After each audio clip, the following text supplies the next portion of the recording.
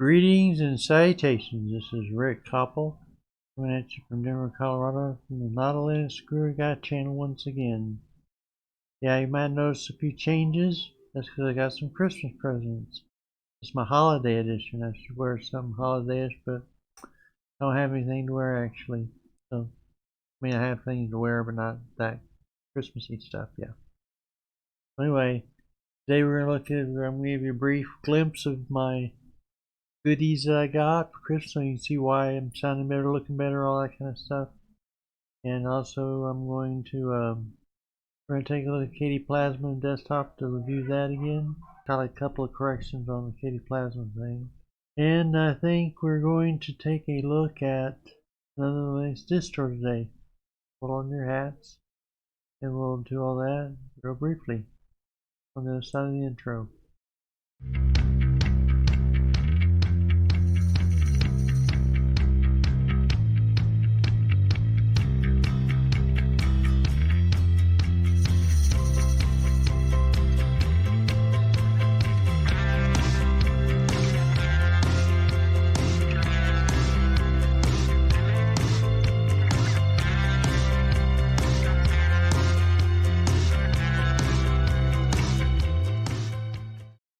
Yeah, so today I'm going to look at a couple of things. One of the first things I want to do is talk about my KDE desktop versus the Cinnamon desktop video that I did a couple of videos back. And I had a couple of things I wanted to add to that. One of the things was that I noticed on KDE that I've always had problems with shortcut keys on that. Not working. Usually it's only shortcut keys that I add on my scripts and stuff. Never was able to get those to work correctly. And so, yeah, your mileage may vary, but I never was able to get them to work correctly except for one distro. I don't remember for sure which one it was. I think it was Debian or something like that, but I don't remember for sure. And so there's that issue that I forgot to factor into the point system, and also I had a problem with not Solus so much that I had installed on here on my main driver, but I had a problem with my new Christmas present, which I'll show you shortly, and then we'll talk about that more in a minute. So we're going to look at my Christmas present now. I've recorded this part of it on my cell phone, and I amplified the sound, so it's going to sound different than this for sure. You'll see why in a minute. Hello, this is Rick Koppel coming at you from Not a Linux Guru Guy channel, showing you my Christmas presents. These are my new setup for my podcasting, video podcasting. Exciting, huh? I'll show you the new presents along with old stuff I had and what I work with, so you get an idea what I'm using. And the first thing I'm going to show you here is this stuff over here. This is the computer I work on, and it's a HP. You probably already know the specs on it, but it's got 16 gigs, 12. You can have up to 16 gigs, but I have 12 on it right now. And it's just a standard laptop, pretty much what you see a screen all the time. Sombrero Galaxy. So I have on there, and I have this screen up here with UBS on it, and it's picking up a microphone hopefully. So the microphone is this picking up, yeah. And that's it's having trouble focusing on it, I guess. Yeah, that's the screen that I have, UBS I have. And I got that, and it's off right now. Should be off though. Should have the screen on it. Oh, it's on. Oh, I know what the problem is.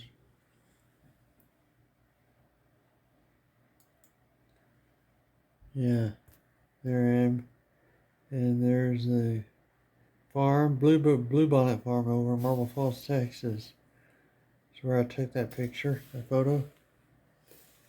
Anyway, as you can tell, I have a green screen here.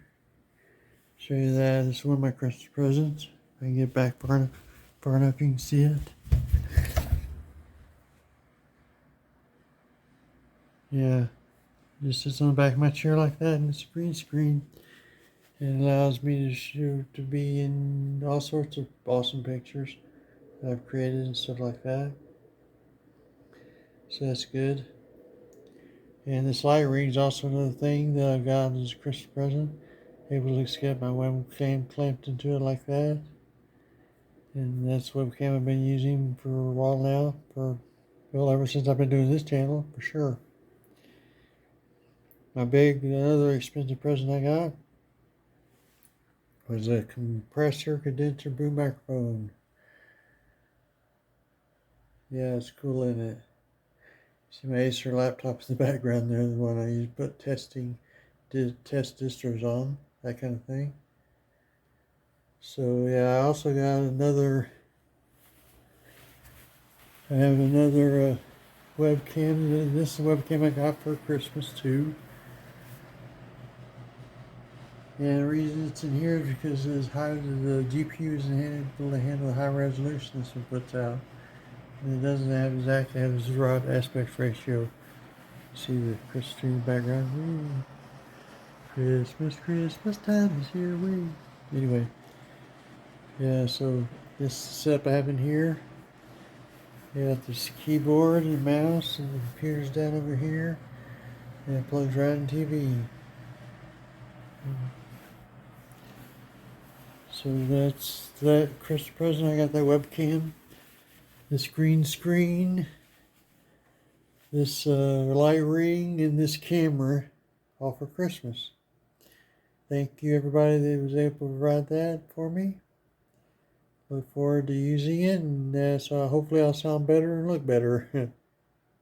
both cases, and I'll be able to be on my desktop, and you'll be able to see me on my desktop that way. There I am. Hi, little bitty me. So now I'll go back and talk some more in the program.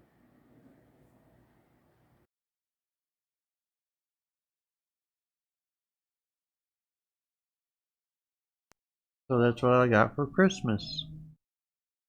Neat stuff. And that's why I'm looking brighter, and why I sound probably better. And I have this nice background of, instead of looking at my messy room, you're looking at a nice background of green screen and the farm bluebonnet field.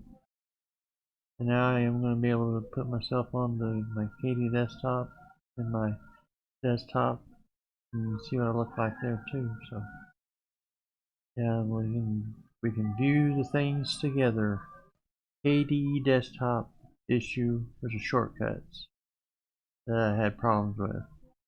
I would write script. I have two script files I predominantly use. It basically, I don't want to go into the long term, all the reasons I have those script files. One of them turns the touchpad on and off. I want an easy way to turn my touchpad on and off easily. So I have a toggle script that I use for that. And I also have a toggle script that I use to make my keypad enter key turn into a tab key. And if you want me to, I can show you those infos. Just leave a comment down in the video, and if you're interested, I'll show you those script files on a future video. Yeah, I had the script files, and I would plug them into the KDE menu, and I would attach shortcut keys, and they never would work hardly. I think one distro would work, but yeah, never worked. And any distros, most of the distros I tried didn't work. So, and I don't know what to say about that, but I tried several things and I couldn't seem to get them to work. Now the normal shortcut keys for things that are already in, sometimes there was one time where any program attached to a shortcut key wouldn't work, but it was only the things that were in there initially would work. And sometimes it was just a script file so I couldn't get to work that I added in. If I ran a program, I installed a program, I went in there and put a shortcut key on it. Sometimes it worked, sometimes it wouldn't. Depends on the distro, I guess, or the version of KDE that was installed by that distro. And Solus was the same way. I had KDE on it, but I couldn't run my script files on that one. with shortcut keys. I had to go to the menu and initiate it. I could live with that, but I really like just being able to press two or three keys and have it activate, rather than go and then bring your mouse down to the menu, click the menu, go to the right menu, and all that kind of stuff. You know the drill. Once you get used to using shortcut keys, it's hard to break away from them because you're just so used to being able to click this key combination, bring up your Windows browser, click this key combination, bring up whatever program you have attached to that key combination, and it just destroys your workflow when you don't have your shortcut key bindings set in there. That's a big mark in my view on KDE. And so anyway, I had this boom mic that you saw on the clip a minute ago, and it came with its own cable cord as you expect, and I had it plugged in. Initially it showed up on my Linux distribution just fine and everything, and suddenly the next day I went over there and it wasn't showing up at all. I did some tests, did LS-USB, nothing, no entry for it at all. And I finally found out what probably the problem was, and DMESG,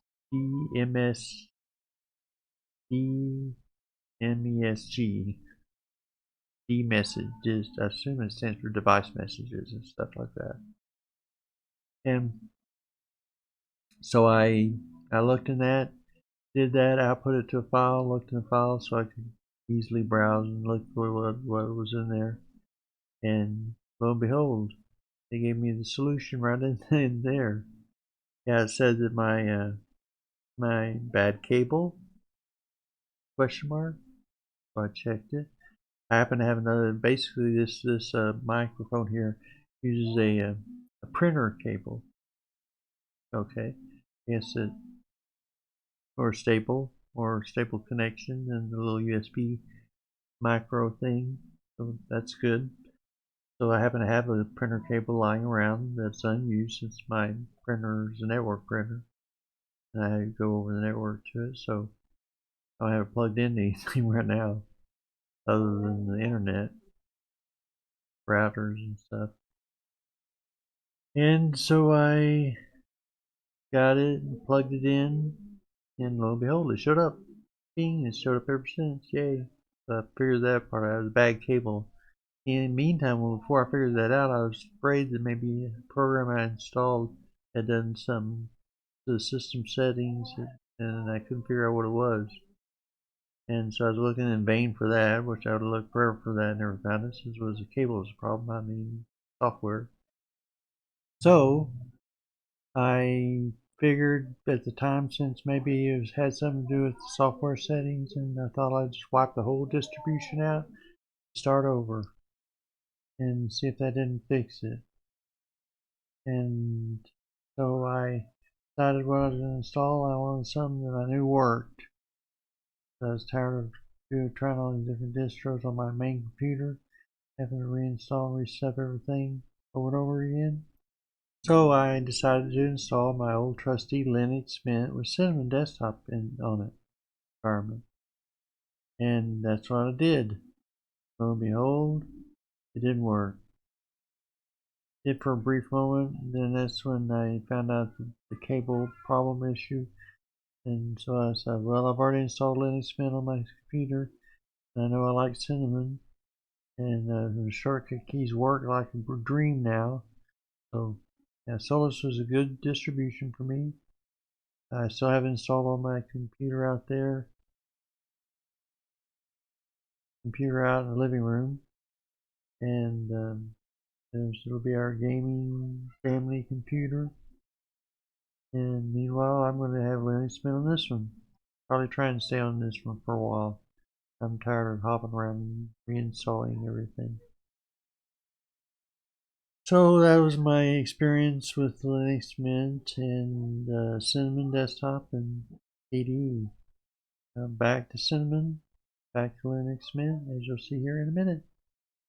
Let's go over to the desktop and see what I'm talking about. Here it is on my desktop. I got this nice picture from NASA of a planet and the sun off in the distance. So that looks strikingly beautiful. So I left it there. And I installed these, I guess they're called cartoon type icons, but I think they're called Gertoons or something like that. So I have really a cacophony of stuff here. And as well as the backgrounds, I'll show you here. I'm talking about. Go to themes. So I have Minty White Art for my Windows borders. I have Cartoon Redux for my icons. Cartoon. Interesting play on words there. I kept Dwata Dark with my buttons, or selected or whatever. Chameleon Guide Blue Large, which is my mouse pointer here. So it looks like it looks different than most pointers. Metallic sign for my desktop. I add those themes on, add all those options selects, and it worked pretty good. Yeah, it's my Linux Mint desktop. And we were going to look at a certain distro real quick that I installed. And it's the first time I ever installed this. I installed openSUSE Tumbleweed.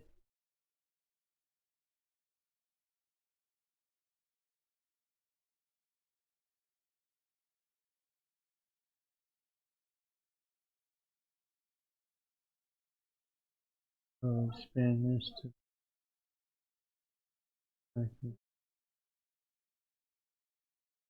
automatically adjust its size. That's cool. Anyway, this is it. See, I got this openSUSE. And it's got all standard settings. This is how it came just out of the box. I just installed. I haven't even really looked at this until now. That it came out of the box installed this way. And it has utilities. Yeah, it came with. I installed the KDE desktops, and I know all about KDE desktops now, don't I? System. Yeah, welcome tablet finder, all the standard KDE stuff. Now the package manager they have here is Yas.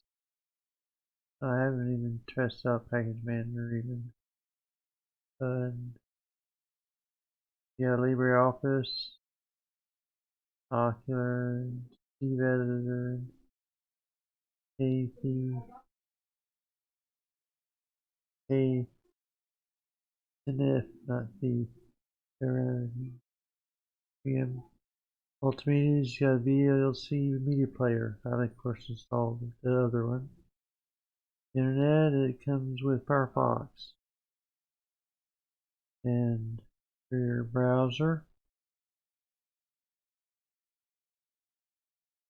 And graphics. And installs that. Of course, it doesn't have a ton of stuff on here as far as those things go. But hey, patience, that's weird. Card game, huh? Yeah, it's kind of a nice organization on the game thing there. Yeah, I switched this to the pop-up menu. It's actually for KDE. This looks like a nice pop-up menu. It's broad, big, bigger than the ones I had before, stuff like that. Oh, that's because of theme or what? That's like it looks pretty nice overall. See if it has shortcut key automatically assigned to tab. Yeah, it does. Sudo hyper install htop. Yeah.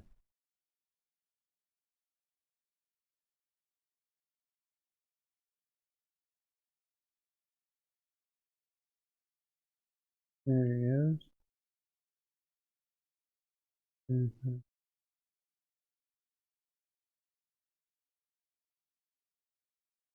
It's queuing repository information. What you need to start with. It's caching all the repository information. That's good. And should be done pretty soon. Yeah, it's reinstall package this. All new package will be installed. HTOP. Yeah.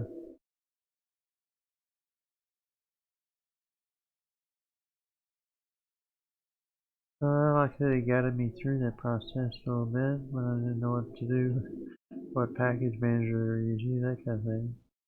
Like I say, I've never installed or looked at openSUSE at all, so I didn't have any idea what the package manager even was.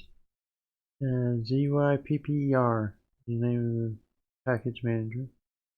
ZYPPER. Zyper, I guess how you pronounce it. So it uses that package manager. I have to learn about that.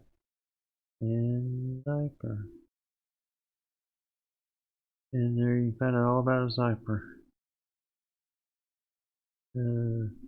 Options, commands, all that kind of stuff. But you can look at that at your leisure when you're ready to look at it yourself. Don't worry about that now. So, you know, let's run HTOP. See how much 581, not too bad, I guess, for most things. Not too bad, 581, 582. Oh, it's growing. And that's not too bad for system memory use. CPU barely maxing out at all. I mean, it's not even not even registering hardly. 8 CPUs I got. There's a little bit. Not using any swap. A 2 gig swap. So there you go. Also doesn't seem to have a whole ton of stuff in memory. Yeah, like that's pretty good for KDE. Of course, I got the set. That's about standard KDE usage for 4 megabytes of space that I allotted to this virtual machine. So that gives you an idea on that. Let's see. That's that. So overall, a nice looking system. I think, you know, probably most people could use this as their daily driver. It's the installation. The installation was different a little bit, but I'll show you that sometime. At any rate, that's a look, brief look, real in-depth look, but a brief look at openSUSE. I got through the install fine, even though it was a little weird in some places. Different, I guess you could say. Not weird. Not really weird, but different. And I think if I was using this for daily driver, I could. But I don't know that much about it yet, so I'd have to explore a little bit more before I could say, yeah, this would be a good daily driver for me. If I was to use it for such, I'm not going to change my data driver anytime soon, so I'm not looking for a new data driver, but maybe some people out there are. And this seems like a good standard desktop environment so far. So that's that.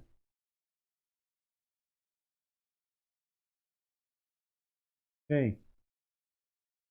Sorry about the going off screen several times there, but still trying to get adjusted to how to coordinate all this system stuff together. So I have to look over my phone at the screen, try and get in there and see better. So that's the problem with that. But anyway, I'll figure it out as I go along. I get better at it. I've already got a green screen fixed pretty good, I think. No breaks in reality there. Reality doesn't seep in that much. I can throw different backgrounds on there as I so please. That's good. But anyway, I guess that's it for today, this week. Hope everybody had a Merry Christmas and you'll have a Happy New Year in this holiday week. And we'll be looking for you next time. And remember, may the Linux force be with you. Bye.